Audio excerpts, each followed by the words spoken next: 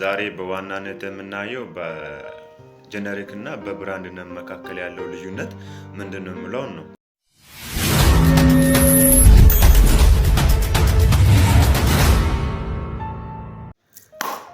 ሰላም እንዴት ናችሁ?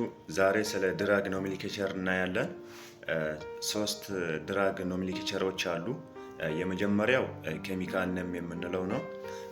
ሁለተኛው ደግሞ ኢንተርናሽናል ኔም ፕሮፕሪየቲ የምንለው ወይንም ጄኔሪክ ኔም የምንለው ነው። ሶስተኛው ደግሞ ፕሮፕሪየቲ ብራንድ ኔም ወይንም ትሬድ ኔም የምንለው ነው ማለት ነው። ዛሬ በዋናነት የምናየው በጄኔሪክ እና በብራንድ ኔም መካከል ያለው ልዩነት ምንድነው የሚለውን ነው። በአክቲቭ ኢንግሪዲየንት፣ በስትሬንግዝ ወይንም በዶዜጅ ብዙም ልዩነት የላቸውም። በአፒሪያንስ ደረጃ ግን ልዩነት ሊኖራቸው ይችላል። ገጽታቸው፣ አተሻሸግ ደረጃቸው ልዩነት ያመጣል። በዛው ልክ ደግሞ ፕራይስ፣ በዋናነት የምናየው ነገር ምንድነው? ፕራይስ ነው። ፕራይስ በጣም ለምሳሌ የጀርመን ምርት ድንክን ብትመለከቱ በጣም ውድ ናቸው።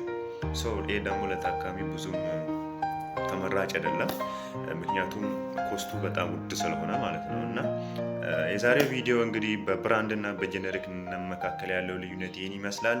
ፎሎ በማድረግ አባል ሁኑ፣ ቤተሰብ ሁኑ። ይመቻችሁ።